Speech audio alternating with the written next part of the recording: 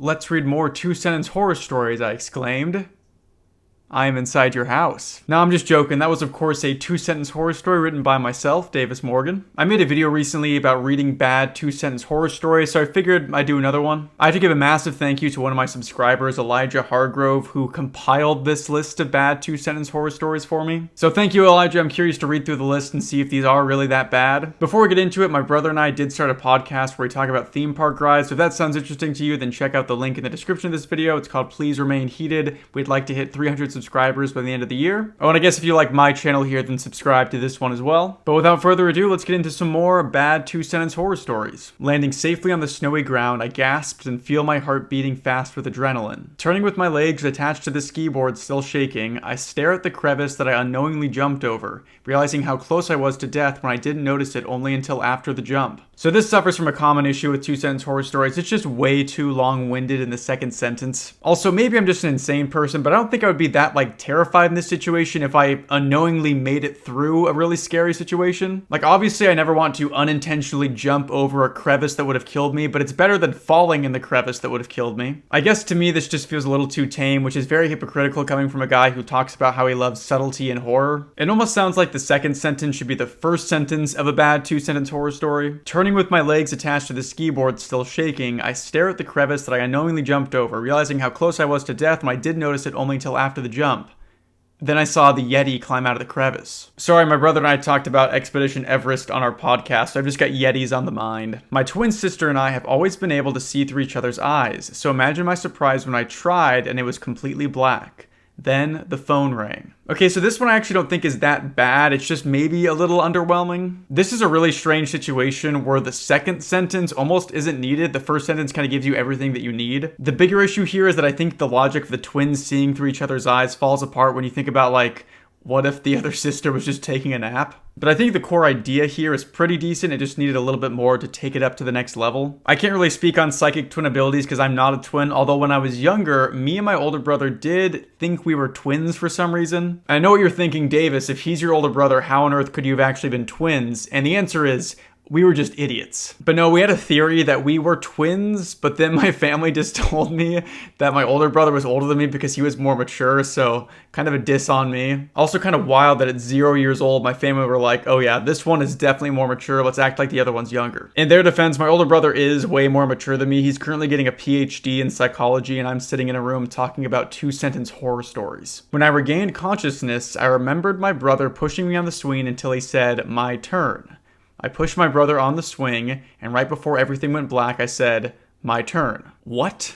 I can't tell if this is supposed to be from two different point of views, so one of them is pushing the other one on the swing and says that it's my turn, and then that one goes unconscious, but also the person that's pushing them goes unconscious. I have no idea what's happening here. Okay, I found the author of this, did post about this because other people were confused. He says, "Sorry, it's a little far-fetched, but there is no brother. It's the idea of one person stuck in his own mind, thinking he's helping his brother, but in reality, he's trying to save himself. He can't. That's why he's looping the same sequence over and over." I actually think that's a really cool premise for a story. I've seen it done before, but I like what the author is going for here. It just doesn't really make any sense in the way it's presented. This is one of those things that really should be expanded upon and not put in a two-sentence horror story. It's just hard to make anything make any sense when you've only got two sentences to work with. It is kind of like a damned if you do, damned if you don't situation, where if you give too much context in the first sentence, then it sounds clunky, but if you don't give any context, then people don't know what you're talking about. But I respect what the author's going for. I just don't know if it works in this format. This does remind me of something that I used to struggle with every night when I was laying in bed. That's right, folks, we're taking a dive into the sick, twisted mind of Davis Morgan. But no, I used to lay in bed and just constantly imagine myself trying to play tetherball, and every single time the ball would come around, I would be unable to hit it, and I would try to think in my mind that I could actually hit it and picture it, but I never could, and it was just this incredibly frustrating experience. I have no idea why my mind did that, and it doesn't do it anymore, but I'm worried that because I've thought of it now, it's going to start doing that. So if I start to look like I've gotten no rest lately, this is the reason why. Also, if you're wondering why it was tetherball specifically, I used to play tetherball all the time in elementary school. If you couldn't tell by just looking at me or hearing me talk, I wasn't exactly one of the cool kids growing up, so while everybody else was playing wall ball with each other, me and my buddy were just playing tetherball all day, every day at recess. And honestly, it was kind of sick. I watched my reflection blink long after I did.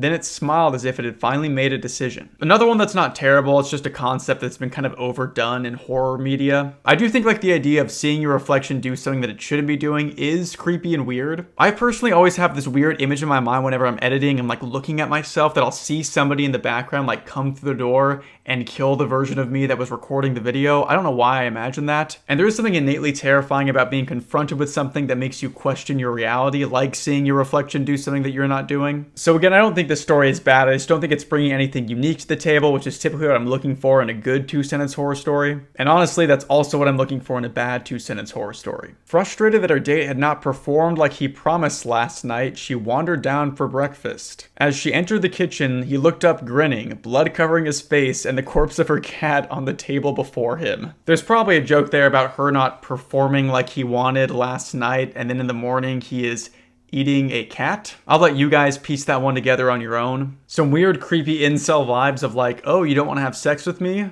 I'm going to kill and eat your cat. Just a pro tip for all my female viewers, if you're with a guy and in the morning you wake up and he is devouring your pet, probably a red flag. I smiled when my little brother asked me to read him his favorite bedtime story, his small hand wrapped around mine like he never wanted me to leave. Halfway through the book, I remembered we buried him 3 weeks ago and his grip only tightened as he asked me to finish the next chapter. It's kind of wild that even for a second, you forgot that your younger brother who died 3 weeks ago, died 3 weeks ago. I also don't know if there's anything actually like horrifying about this story. It's more sweet that the younger brother comes back and just wants his older sister to read a story to him. But I guess the core premise of this isn't terrible. I could see it being in like a cool artsy short film, so any of you cool artsy short filmmakers out there, go wild with this one. I wanted to bark at the bad things that came into the house and warn everyone. Dad's going to be proud of me though. I remembered all the time he punished me for barking at the bad things in the street and stayed quiet. This is like a weird morality tale telling us to not punish our dogs when they bark. I think the implication here is that like a murderer is sneaking inside the house, but the dog's not barking because it's been punished for barking before, and like now the family's going to die because they mistreated their dog. But it's kind of funny to imagine that every time this dog was barking, it's because there was some sort of like serial killer in the street. I've talked about it before, but there is somebody who lives across the street from us that just leaves their dog outside all night and it just kind of barks all night. It's really sad. I wish they would treat it better, but it could be warning us that there's a serial killer that's going to come kill us, so I guess I appreciate it for that. Hey, thanks for stopping by. As I am new here and my car just broke down, so could I please get a lift? Of course, Ashley. Again, this one's just trying to do way too much in the first sentence. You got to establish that this person is new here and their car broke down and they're talking to somebody they're supposed to not know. And then the horrifying part is like, oh, this person does know them. They must have sabotaged their car and also, I guess, knew them even though they weren't supposed to know them because they're new to the area. It's all kind of confusing. Again, while I am a big fan of ambiguity in horror, I actually think the better two-sentence horror stories, the ones that are a little bit less vague. I think requiring a little too much interpretation from the reader can feel like it's kind of cheating the format. When I think of like the classic two-sentence horror story, the one that I always go to is where it's like, please come downstairs, my mother called from downstairs. That's not me, don't listen to her, my mother called from the closet. That was a terrible telling, but that's like the general idea. And I think what makes that one so great is it prompts these thoughts in your head of like, oh, this is a strange dilemma to find myself in. Obviously there's something that's impersonating the mother, but you don't know whether it's the one downstairs or the one in the closet. That's really interesting to me. But I also think that one works really well because it's laid out very plainly, unlike this one where I think you have to do a little bit more heavy lifting like mentally to get it to make sense. So that's why this one doesn't really work for me. But I would say overall these stories haven't been terrible or anything. Nothing like Eddie the Eye Eater from the last episode, but honestly, that was the best one. I live in fear of Eddie the Eye Eater every single night now. Where did my roommate go? Said Joe the cannibal with dementia. Okay, this one's obviously a joke, but let's dissect this briefly. Obviously, the implication here is that the roommate has dementia, so they forgot that the narrator is currently in the room with him right now, but the roommate's also a cannibal, so he's going to eat them. In general, when posts on the subreddit are this short and have like blatantly funny premises like this, they're almost always written as a joke. Truly the apex of bad two-sentence horror stories, the ones that you can just tell have been written so earnestly, but make no sense. So let's just hope and pray we stumble upon some gold like that. When I agreed to hold off the horde, they gave me 3 full magazines with the reminder to save a bullet for myself. Now, down to my last shot, I see the man who abused my sister running with dozens of them shambling in his wake and am sorely tempted. Okay, another confusing one. I think the idea is that he has the bullet for himself, so he's supposed to kill himself, so he doesn't have to, like, you know, worry about killing the zombies, even though he'll probably just become a zombie. But then he sees the man who abused his sister, so he's like, maybe I should kill him instead. But honestly, man, it sounds like you're gonna die either way if you're down to your last bullet and you currently see another horde of zombies coming to attack you. I suppose it never mentions that it's a horde of zombies. It could just be like, you know, the horde from Warcraft 3. That's a reference for all my fellow Warcraft 3 heads out there. Best game ever. He cheated on you, so mom took care of him, I said cheerfully. He was assault, she screamed at me with tears in her eyes. I really typically don't like to shame any authors of internet fiction because it's really impressive to sit down and really write anything, especially today when there's like so many other things you could be doing, so many things that are vying for your attention at all times. But sometimes when I'm reading a 2-sentence horror story that like makes no sense or has not been proofread, I'm like, you couldn't have just proofread 2 sentences. I think that second line is supposed to be, he was assaulted, she screamed at me with tears in her eyes. And so the idea is like the mom went to go take care of the ex and like maybe the girl thought that she was just going to like, you know, give him a harsh talking to or something, but she really assaulted him, which I don't know, like that's kind of creepy. Not really though. I feel like this is a case where they should have gone further in the second sentence and been like, he was found murdered in a ditch, she screamed at me with tears in her eyes. And it's like, okay, obviously the mom took it too far. But the bar for assault is honestly kind of low, so I feel like the mom could have like slapped him across the face, which like, okay, maybe don't do that, but he did cheat on your daughter, so like kind of understandable. He asked me if I wanted to spend the night at his house, but I didn't even know his name. Before I could say yes, he said, my name is Jeffrey Dahmer, but you can call me Jeff. That just sounds like dialogue that would actually be in those Ryan Murphy serial killer shows they've been making lately. I do find the idea of like including a more well-known like serial killer in your horror story kind of interesting in a way. It's always kind of interesting when a fictional story introduces a real-life character and you're wondering like, oh, how are they going to incorporate this character into the narrative? I recently read a short story by Stephen Graham Jones called The Captain's Lament that was really good and did something kind of similar to this. Without spoiling the story, I'll just say that it acts as the origin story for a popular urban legend, which I thought was really, really cool. That is a really good example of using the collective horror consciousness that all of us have in order to not require a ton of setup on the part of the author. And I believe this 2-sentence horror story is trying to go for something similar, but it just kind of falls flat because it's so obvious. But if you're wanting something a little less obvious, then this next story is for you. I think I can a blockage down there. And then the gun fired. My immediate thought was that the blockage was referring to like something in somebody's body where it's like, oh, I think there's a blockage in your small intestine. And then I guess somebody shoots somebody with a gun. But then I realized what I assume they're talking about is that they think they feel a blockage like inside the gun itself. And then they're like messing with it or trying to clean or something, and then the gun fires. If you guys can't tell, I don't know anything about guns. But I guess under that interpretation, the story just boils down to like somebody was cleaning their gun and it fired and killed them, which is like, yeah, I guess sad and tragic, but not really like horrifying in my opinion. There can certainly be horror in the mundane, but again, I just feel like the 2-sentence horror story is a time to go crazy and do something insane. Instead, you're just like talking about things that happen in real life. Fresh out of jail, I went to a burger place to eat until I felt that the meat was human. As I asked the owner about it, he was shocked I even knew the taste. Okay, this one's kind of funny because it's like the owner of this restaurant thinks that they're being so clever by feeding humans to people who have no idea what they are. And then when somebody's like, hey, this is definitely human meat, they're like, how do you know that? I was going to make a comment about how insane it is that a cannibal has been released from jail, but I think there's a dude in Paris who actually like ate somebody and he is released from jail, so this isn't even that unrealistic. I went to our fire pit that overlooks our barn to start a fire at night. The motion sensor light is on with the shape of an animal just out of view. I find it strange that I haven't owned or seen an animals around my ranch for 3 years. Okay, this is another instance of like, this isn't a 2-sentence horror story. This is just the first 2 sentences of a horror story. It's also like 3 or 4 sentences. All that happened here was that somebody saw the shape of an animal in like the shadow of a light and they're like, I haven't seen animals on my ranch for 3 years. Also, where is your ranch that you haven't seen animals for 3 years? I get that it could maybe just be like a ranch that you haven't kept animals on for 3 years, but you have to have seen like a bird or a squirrel or a deer or something in those 3 years. It would arguably be more effective if this story was just like, I haven't seen animals on my ranch for 3 years.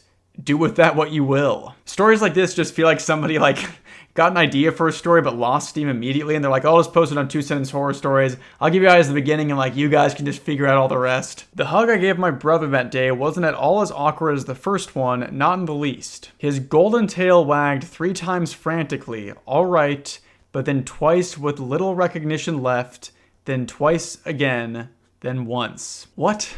I think what we're supposed to gather here is that The one brother has turned his other brother into a dog who is like losing his ability to recognize him, and that's why it's like the tail is wagging with less recognition as he's like becoming just a dog. For some reason they put brother in like brackets here, not even parentheses, just brackets. I looked at the original post for this one and the author did not explain anything. They just dropped this and immediately bounced. Every night at 3:12 a.m., my phone buzzes with a photo of me sleeping. Tonight's photo included a second hand on my shoulder.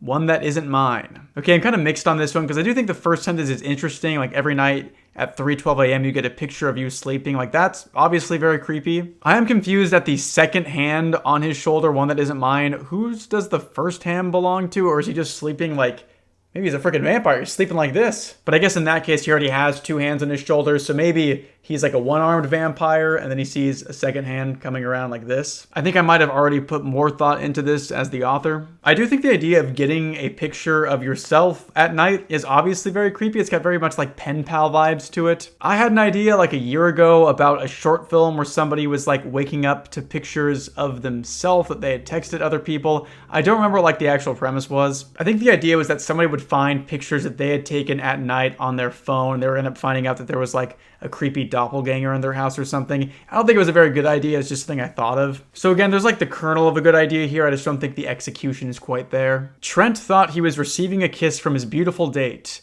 He was shocked once he felt the cold barrel of a shotgun. Trent should honestly stop going out on dates with shotguns. It's never worked out for him. I also love to imagine Trent going in for a kiss, like a literal cartoon where he's got his eyes closed, lips puckered out, doesn't even know what he's looking at all.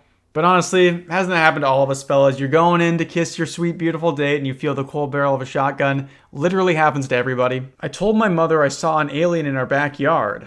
My mother looked at me and she said, "That's not an alien, sweetie. It's your father." Some intense gaslighting going on by the mother right here, I assume. This is a strange one where it wants us to believe that like the child seeing the alien in the backyard was a more realistic scenario than just like mistakenly seeing their father and thinking it was an alien. This would honestly fit right in on the UFO subreddit where like the default answer to any picture of a plane is like, that is definitely aliens. But honestly, if the father wants to stop getting mistaken for an alien, he should stop painting himself fully green every night. I'm just assuming that's what happened. I have no idea what's going on here. Thanksgiving dinner sometimes has arguments over political things, but my family argues over which part of the baby's limb tastes the best. It's reassuring to know that the internet horror community still thinks that a dead child is like the cheat code to a story being scary. This also definitely reads like it's somebody who got in trouble for bringing up their awkward political statements during Thanksgiving dinner and is like, well, it could be worse. We could be eating children. My daughter Emily looks up, an inquisitive sparkle in her eyes, and asks, "Do you think we could go see a sunset tomorrow?" It broke my heart to tell her the sun didn't exist anymore. This is one of the stories where just way too much has happened off screen for this to feel impactful at all. Also, I'm sorry, how did Emily not notice that the sun was missing? Is she stupid? But I do like the phrasing, "it broke my heart to tell her the sun didn't exist anymore," as if it's like some sort of painful truth you've been holding on to and you have to like, you know, let the world crash down by being like, "I'm sorry, honey. The sun doesn't exist anymore." While playing Minecraft, you start to notice you can't see or hear anything but from the game. You know you're not in the game, but does that really matter if nothing but it exists? This one's just a normal day in the life for somebody like me who eats, breathes, and lives Minecraft. Honestly, if you replace Minecraft with Roblox, I used to work with some middle schoolers who this was pretty much what their lives were like. Nothing existed beyond Roblox. Although I really have no room to talk, I played Sekiro for like 5 hours today. At school, they always gave us the anti-drug presentations with a typical, "drugs are bad." So when my friend told me that his parents gave him a prescription drug to help him keep his focus, I called the police. I think of these like anti-drug presentations, they typically cover the fact that like some drugs are ones that are prescribed to you by a doctor and are okay to take. I do love that this story is just highlighting the horror of improperly conveyed public safety announcements, but yeah, it's pretty scary. But again, this is one that just doesn't go far enough, because like, yeah, he calls the police on his friend, but like, the police are going to get there and be like, "Oh yeah, it's just the kid's Adderall. They don't need to like do anything about it." Like maybe if the main character was like so convinced that drugs were completely evil and that anybody who did drugs need to be killed or something, he could be like, "I bashed my friend's head in with a rock when he told me his parents gave him drugs to take," or something. I'm not saying that would make it a good story. It would be a bad story. I don't know what my point was. He was a diver in the Olympic Games, but he didn't know how to swim. This one's actually hilarious. Imagine being a diver and you're just like completely godlike, but you do not know how to swim. So you like dive in, perfect. You do like whatever flips that you do. You get 10s out of 10s. And then you're just like, help me, somebody please. I wonder if there is a stipulation in the Olympic Games that you need to know how to swim if you're going to dive. Or could you just be somebody who does like a bunch of cool trampoline tricks and you're like, I should try this out. And then you hit the water and immediately panic because you don't know what to do. Squid Games is going to be so easy to win. That's what I thought until they rolled out the squid. My headcanon for this one is that they thought it was going to be easy to win because they were picturing like the show Squid Games, but they're like, oh no, these are games that are specifically made for a squid, and since I'm not a squid, it's going to be impossible to win. The people who are killing my sister keep coming to my door begging to let me see them. They keep saying, it's just cigarettes, they aren't as harmful as vapes. For the third time this video, what? I don't even have anything clever to say about this. If you know what this is talking about literally at all, then let me know in the comments below. I was told to always honor my parents in Sunday school. How can I honor them if father devoured me in front of mother? I think if you've been devoured, you can't honor anybody. You're dead. This is like the unseen origin story to that Saturn devouring his children painting by Francisco Goya. And lastly, we have, in his bedroom after the long date, my best friend Tom proposed to his girlfriend Anna. I almost cry as I realize I have to kill my best friend of 20 years, but hold myself back, realizing they might hear me. Okay, first off, Tom, don't propose to your girlfriend in your bedroom. That's just kind of strange. Also, why do you have to kill your best friend of 20 years because he proposed to his girlfriend? I assume you're jealous of him, like you want to be with his girlfriend, but why is killing him the solution to that? Is the master plan to like kill Tom and at the funeral you like walk up to Anna and you're like, it's so sad to see him gone. You know, the last thing he told me before he died was that if anything happened to him, we were supposed to date. But anyway, guys, those were bad 2-sentence horror stories. Let me know if you thought of those. If you have a good 2-sentence horror story you want to write in the comments below, or a bad one, feel free to write it. I always get a kick of seeing some of the ones that you guys write down there. There's always some pretty good ones in there. If you haven't subscribed yet, then remember to subscribe to my channel. I make videos on internet horror and horror literature. I've been trying to make these shorter, unscripted videos more frequently as I'm working on my longer scripted projects that just take a lot more time to write. There's some really cool stuff coming in the near future that I'm excited about. But again, thank you guys for supporting me, even in these weird, shorter videos that are like mostly comedically focused. A massive thank you to my channel members for supporting me. You guys really are the best. And thank you again to everybody for watching this video, and I'll catch you in the next one. See ya. Take me up again, let me see the stars. Is there life on Mars? 'Cause I've run out of luck here on Earth. I'm a wanderer. Another trip around the sun makes these memories flood, and I could wash it down with the atmosphere. You're cool blue and crystal clear.